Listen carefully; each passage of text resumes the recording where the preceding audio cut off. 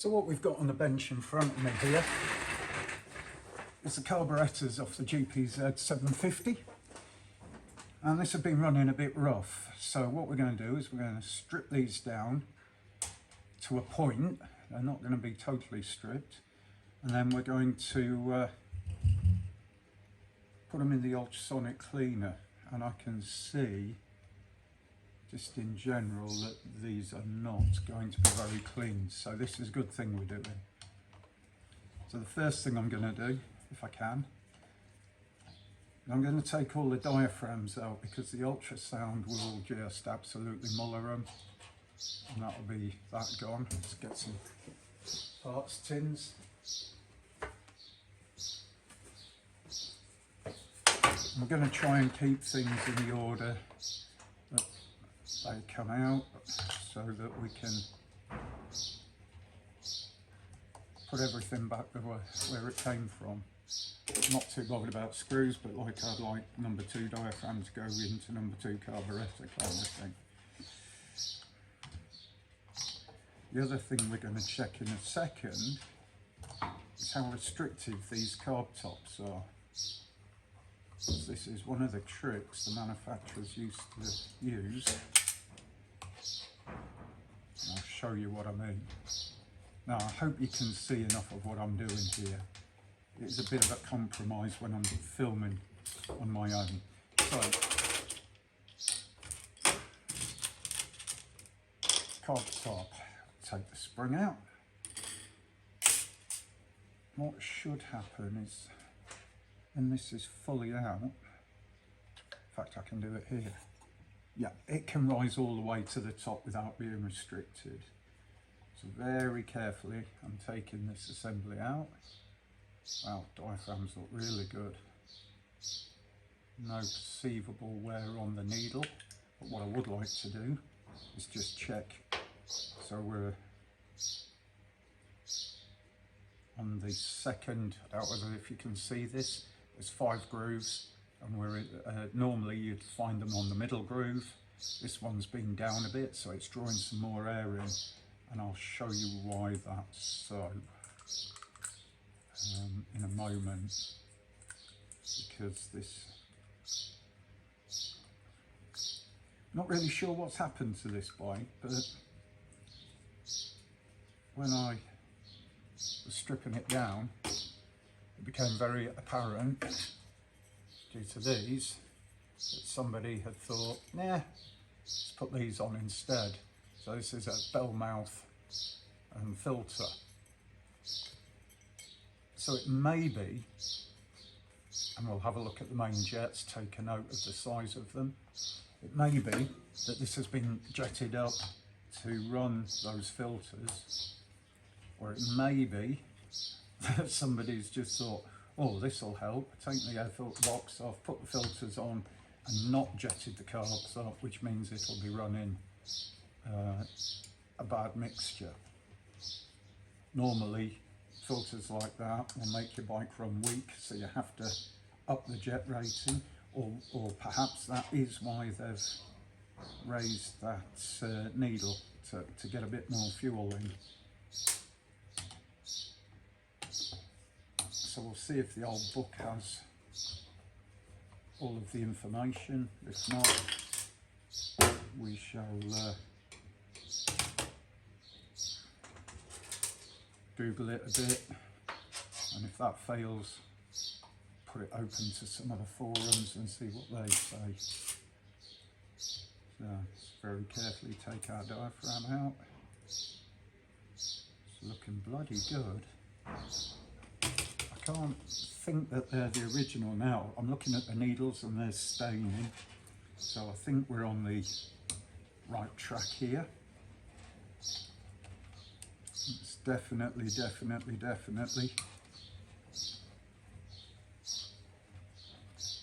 needs a good cleaning. And this is going to be a first for me, not cleaning carburetors, I've certainly done enough of those, but how we clean them, and you'll see a little bit more of what I mean as we move on. Now, this one Also has a throttle linkage.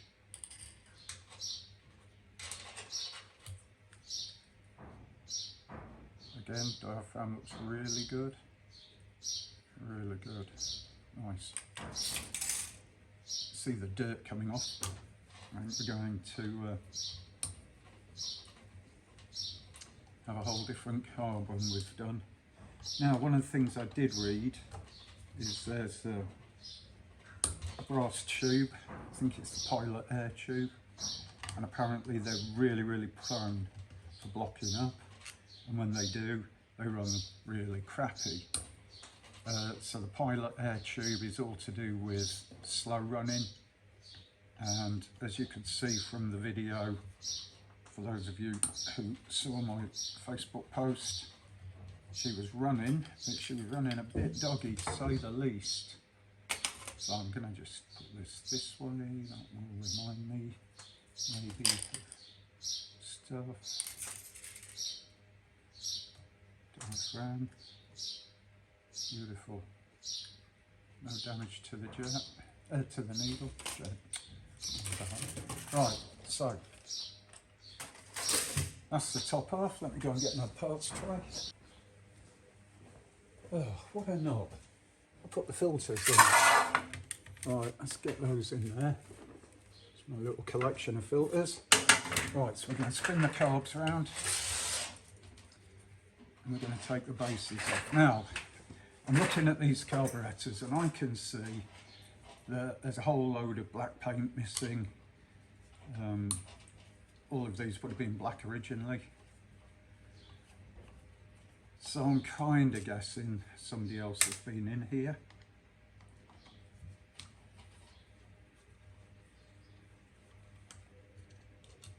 And I'm not sure if the ultrasound's going to remove all the paint.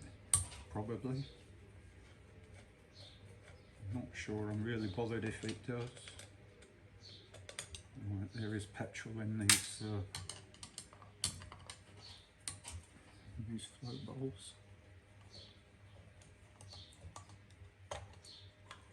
I've got a cloth on the bench to soak it up. I'm looking at the petrol that's coming out of the float bowl. It looks pretty crappy and there is a lot of dirt in it.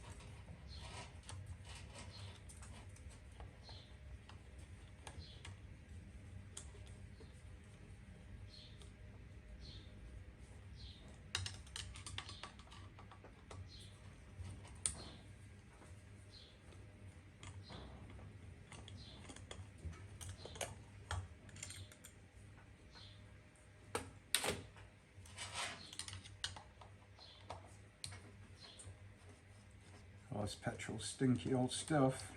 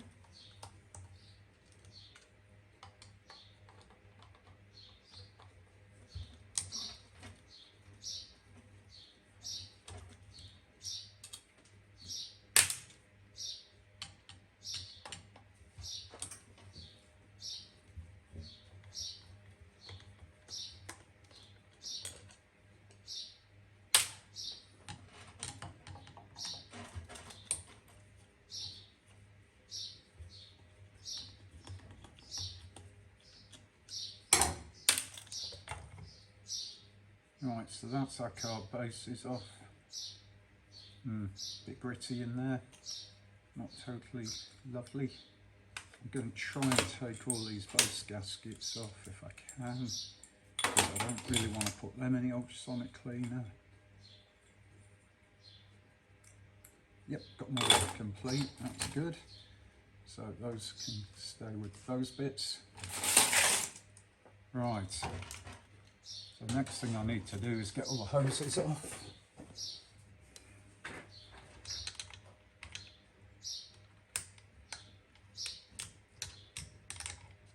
If I remember right, in the GPz, they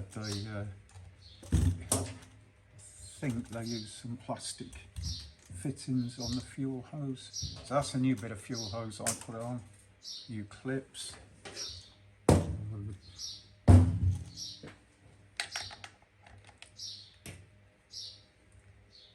Not really tight, I think I'll go through my clip box and find some better ones.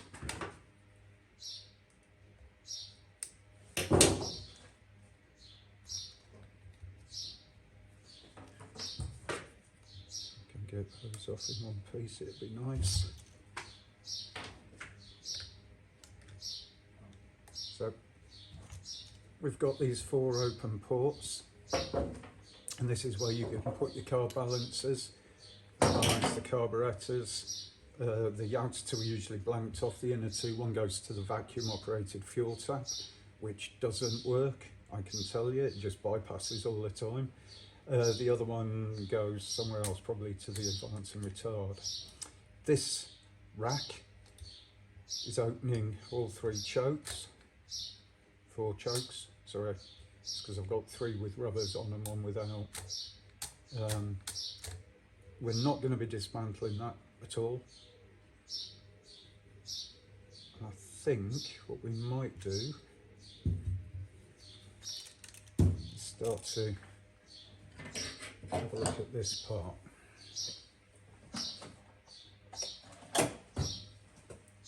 So,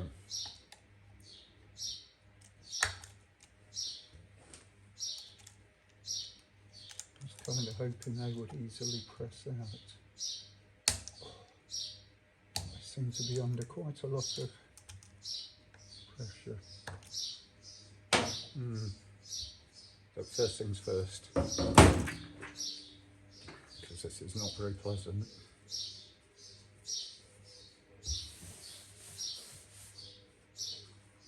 Let's get rid of the petrol.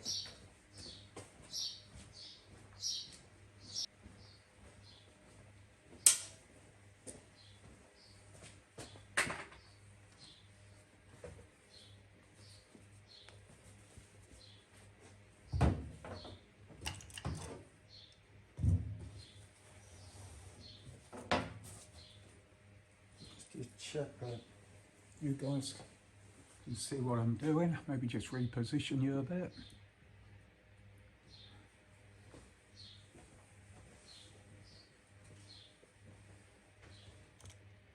So we can leave these in situ. I don't think it would do any harm. Now looking at the jets, they all look to be 110. And what I'm going to do is I'm going to remove the main jets, and the pilot jets are down these holes. I'm going to take those out, and then for the rest of it I'm just going to drop this straight in the ultrasonic cleaner and just give it a blast exactly as it is.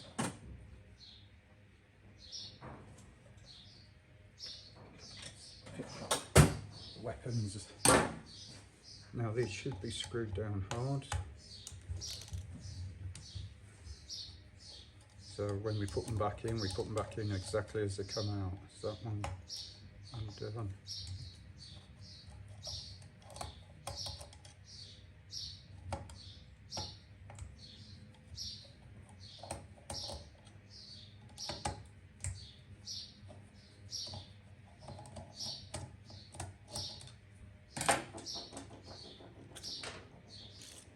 So these are our pilot air jets, slow running jets.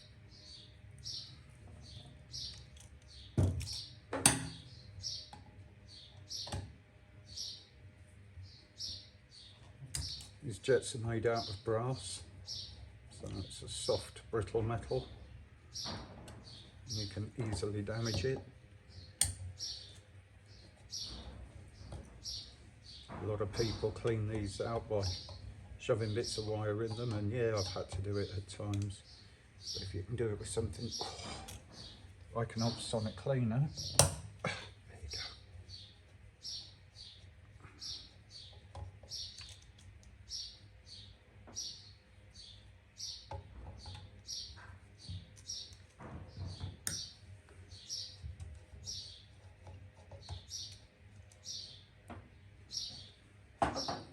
Now I really do want to take these out, so let's have a little play.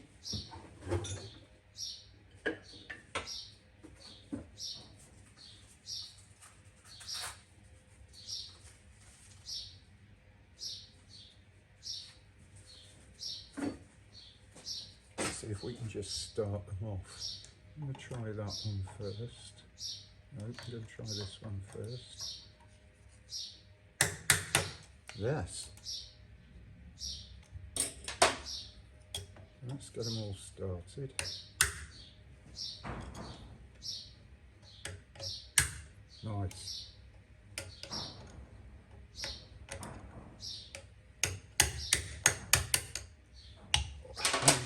These little things are fragile. I really don't like smacking them with a hammer, but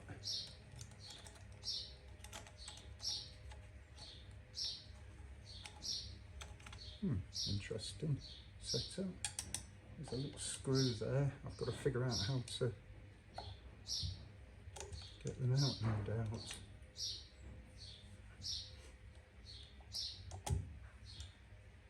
Sorry, what I meant there is we've got these tangs,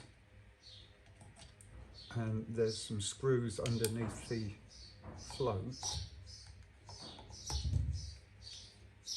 which I can't get to because of the float assembly. So what this float assembly does is, obviously on the bike the carbs are the other way around, so when there's no fuel the floats drop down, and that opens a valve and allows fuel in. As the fuel starts to fill up the chamber, the float rises because it floats on the fuel, and it gets to a certain height set by these little tabs here, and then it closes off and says no more fuel. And this is super critical, absolutely super critical, because the way the carburetor works, and I'm not going to go too far into this because I'm no expert, believe you me, and there are people on YouTube who are far more expert at it than I am, is fuel is drawn in as the engine turns over. It creates a vacuum that draws air in, and fuel is sucked into that airflow by a principle called the Venturi effect. And the height of the fuel on these jets determines how much fuel mixes with that amount of air. Not just the size of this, but the fuel height is critically important. So setting that height, you know, really is very important. I can't really explain it any more than that. Go and have a look at YouTube. So let's have a look at these. These are our little valves, on-off valves, and they're a tapered seat, and that is pushed in, close, drop down, open. So now we've got these out, the ultrasound can clean that, and what we can do is we could undo these screws and take that whole assembly out, but the ultrasound should actually, oh, I notice here one of the washers is missing, and I don't see the washer on the jets, so we need to find one of those brass washers. Quite important they are. So what you have here is there is another piece that goes in. That's where the needle seats in this, So that's clever of me. That needle seats in, and you know, the more the carburettor's opened up, the more that needle is pulled away and the more airflow can get in. But there's little drillings in these brass things and it all flows down the side. So we might still yet take those out. That was that one. Put that back in its right place. Yeah, I think we need to see if we can gently get these brass washers out. Get that out. Because this is really cruddy. That one. And that one. I don't know where I'm going to get one of those from. Now what I should be able to do is push those out.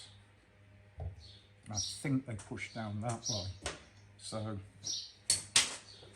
I'm going to select a punch that's bigger than the screw thread, obviously, because I don't want to damage it.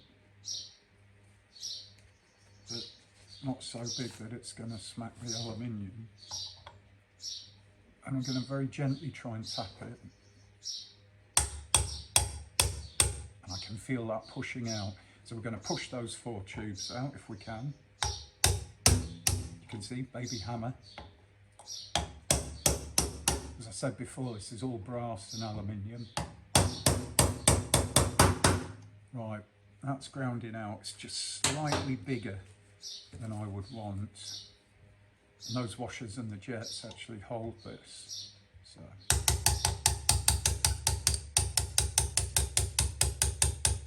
Little baby taps. I'd rather take hours than damage anything.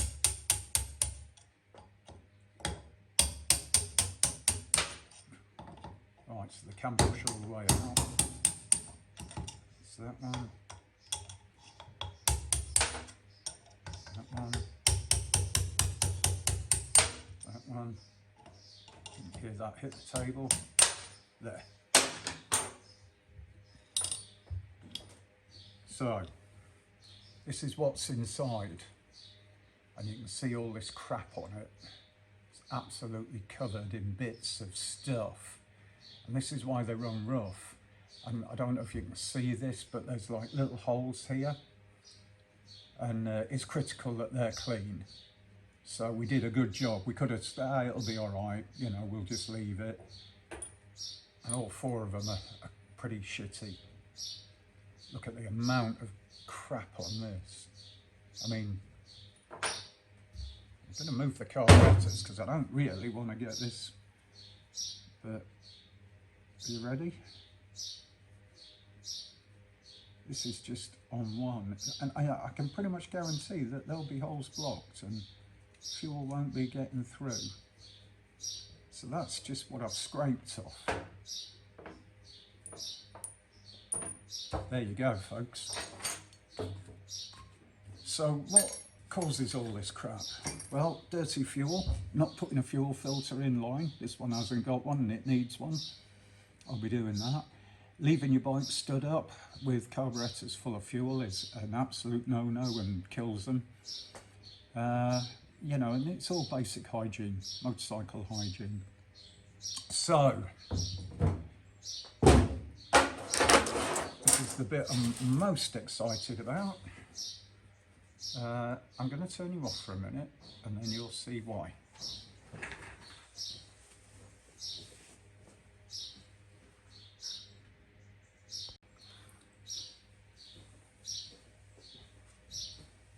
So what you're seeing here is possibly the biggest ultrasonic cleaner I've ever owned. I've bought it, this is brand new, first time of use. And there's a bit of a saga to this. So I had an ultrasonic cleaner I used for cleaning carburetors. But for something like this, you would have to strip these carbs down into the 4 bodies, and you'd probably do 2 at a time. As you can see, I can fit a complete rack of carbs in here comfortably, and all the bits, and I can clean them. And this is a 30-litre container, which is huge.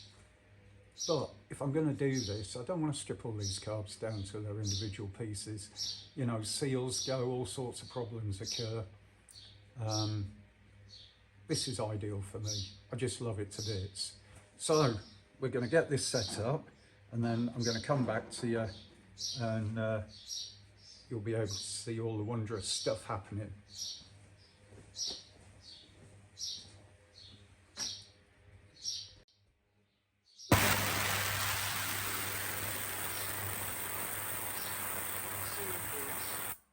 Is it seeing the ultrasonic cleaner at work?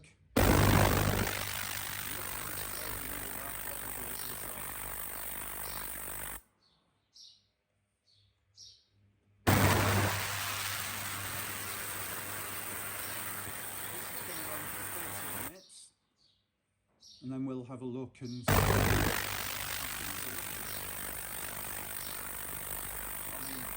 shifting some stuff from somewhere.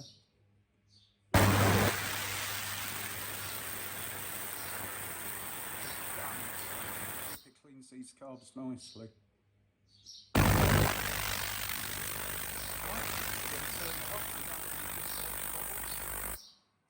And then we'll come back. So the ultrasonic process is completed. I've lifted the carbs out, I've drained off the water, and as you can see there's a hell of a lot of crap in there.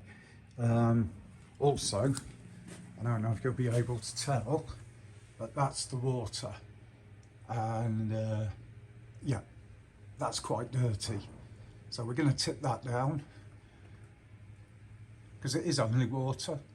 Tip that down the drain, rinse out everything, and then we're good to go again. Right, carburetors back on, velocity stacks back on. What have I learned? Main jets were considerably bigger than standard, but there again it's got open bell mouths with a epoxy with a foam filter in. What else do I know? I've got a feeling this is going to be quite a handful bike, excuse my finger there. So everything's back together, and I'm going to set you up on the tripod and we're going to fire her up. Okay. GP said to require the clutch to be pulled in. To start, see where we go.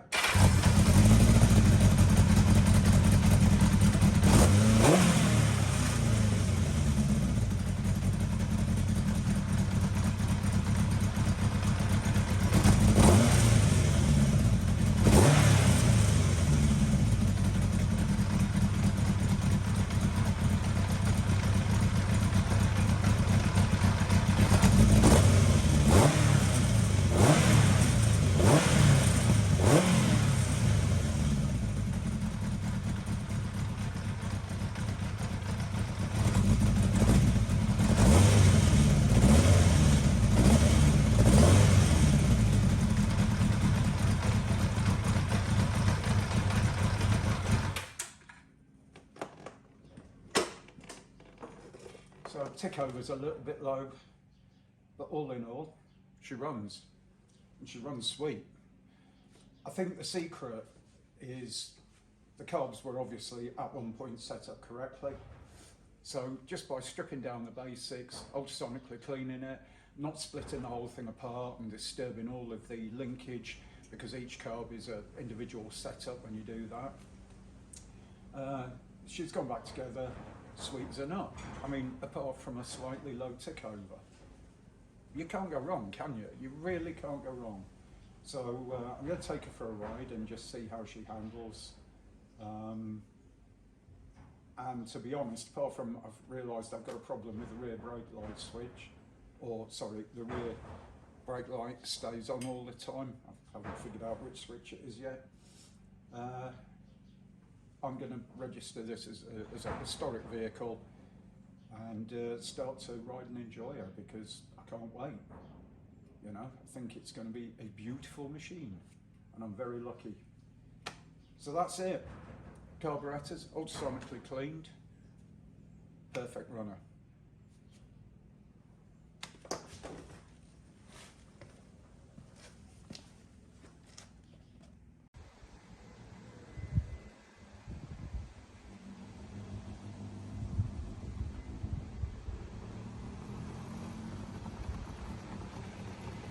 people